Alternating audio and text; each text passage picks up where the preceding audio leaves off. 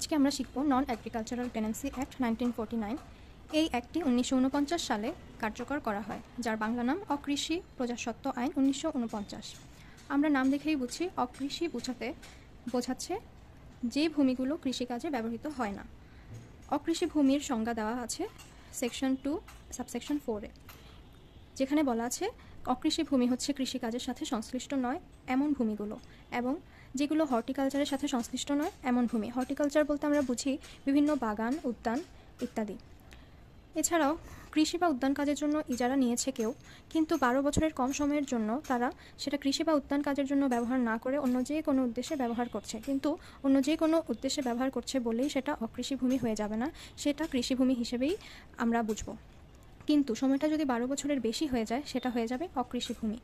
আবার চা চাষ করলে সেটা আমরা কৃষিভূমি হিসেবে বিবেচনা করব, সেটা অকৃষি ভূমি হয়ে যাবে না। শিল্প বাণিজ্যের জন্য যে ভূমি ব্যবহার করা হবে সেটা হবে অকৃষি ভূমি। বসত বাড়ির জন্য যে ভূমি ব্যবহার করা হবে সেটা হবে অকৃষি ভূমি। অকৃষি প্রজার সংজ্ঞা আমরা সেকশন 2 সাবসেকশন 5-এ দেখতে পাই। অকৃষি প্রজা বলতে তারাই যারা ভূমধ্যকারী থেকে অকৃষি ভূমিটা ইজারা নিয়ে থাকে। আর ভূমধ্যকারীর সংজ্ঞা দেওয়া আছে সেকশন 2 সাবসেকশন 3-তে। ভূমধ্যকারী বলতে আমরা ল্যান্ডলর্ডকে বুঝি। ল্যান্ডলর্ড হচ্ছে অকৃষি ভূমির মালিক।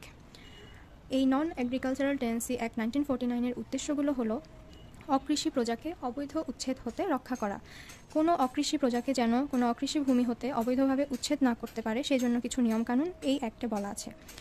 এবং আরও বলা আছে এই অকৃষি ভূমি কী উদ্দেশ্যে ব্যবহার করা যাবে, ব্যবহার করার পদ্ধতিগুলো বলা আছে। যেমন কোনো অকৃষি প্রজা কি চাইলেই সেখানে গাছ লাগাতে পারবে, কোনো অকৃষি প্রজা কি চাইলেই সেখানে পাকা অবকাঠামো তৈরি করতে পারবে, কোনো অকৃষি প্রজা কি চাইলেই কোনো গাছের ফল ফুল ইত্যাদি ব্যবহার করতে পারবে।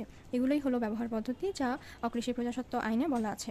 এছাড়াও অধীনস্থ প্রজার অধিকার এবং উচ্ছেদ পদ্ধতি নিয়েও বলা আছে। এখন অধীনস্থ প্রজা কারা? যারা হচ্ছে অকৃষি প্রজার অধীনে ইজারা নিয়ে থাকে তারাই হলো অধীনস্থ প্রজা।